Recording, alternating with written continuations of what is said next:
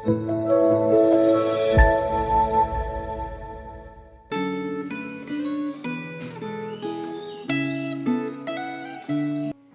saudara-saudara yang terkasih di dalam Tuhan. Kita bersyukur kalau hari ini kita masih merasakan perlindungan dari Tuhan. Mari saat ini kita akan mempersiapkan hati membaca firman Tuhan, namun sebelumnya kita masuk di dalam doa. Tuhan, kami bersyukur kalau sampai hari ini kami masih boleh terus merasakan perlindungan Tuhan yang nyata di tengah-tengah kehidupan kami. Sekalipun Tuhan ada kesulitan, pergumulan, tetapi Tuhan ketika kami masih ada sampai hari ini, kami sungguh merasakan Engkau tidak pernah meninggalkan kami. Perlindungan Tuhan boleh terus ada dalam hidup kami. Biarlah Tuhan firman-Mu hari ini boleh kembali menguatkan kami untuk boleh sungguh-sungguh hanya percaya dan beriman kepada-Mu saja. Terima kasih ya Tuhan, hanya di dalam nama Tuhan Yesus kami telah berdoa. Amin. Saudara, perenungan firman Tuhan kita hari ini terambil dari Mazmur 118 dengan tema berlindung pada Tuhan. Kita akan membaca beberapa ayatnya, namun saudara diharapkan dapat membaca bagian ini secara keseluruhan. Ayatnya yang keempat. Biarlah orang yang takut akan Tuhan berkata, bahwasanya untuk selama-lamanya kasih setianya. Dalam kesesakan aku telah berseru kepada Tuhan.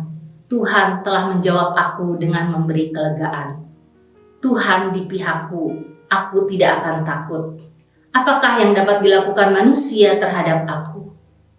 Tuhan di pihakku, menolong aku. Aku akan memandang rendah mereka yang membenci aku.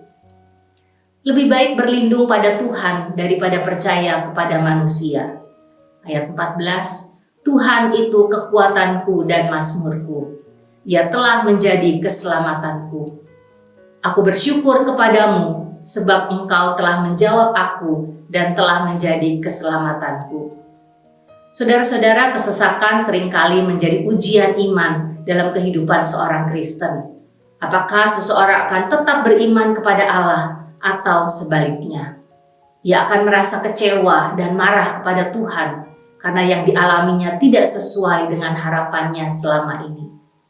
Saudara, dalam Mazmur ini, pemazmur yang banyak penafsir menganggap Daud sebagai penulisnya langsung mengisahkan tindakan imannya yang ia ungkapkan dengan berseru kepada Tuhan.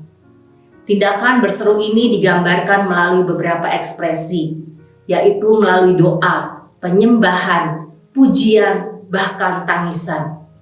Kemudian pemazmur menceritakan bagaimana Tuhan menjawab seruannya dengan memberi kelegaan. Daud meyakini bahwa Tuhan berada di pihaknya. Ia melukiskan perasaan aman yang ia miliki lewat kehadiran Allah, seperti yang dikatakan dalam ayat yang ke-6 dan ke-7. Tuhan di pihakku, aku tidak akan takut. Apakah yang dapat dilakukan manusia terhadap aku? Saudara, Daud yakin betul bahwa Tuhan akan menolongnya. Keyakinan Daud menunjukkan adanya kedekatan relasi antara dirinya dengan Allah. Saudara, bagaimana Daud bisa memiliki keyakinan seperti itu? Daud mengingat janji Allah terhadap dirinya. Ia berpegang pada janji itu dan ia hidup bergantung pada Allah. Dan selanjutnya Daud menyampaikan sebuah nasihat penting, yaitu jauh lebih baik berlindung kepada Tuhan daripada mengandalkan manusia, sekalipun orang itu termasuk kaum bangsawan. Saudara, Daud tahu bahwa sebagai manusia kita cenderung mempercayai apa yang ada di depan mata kita.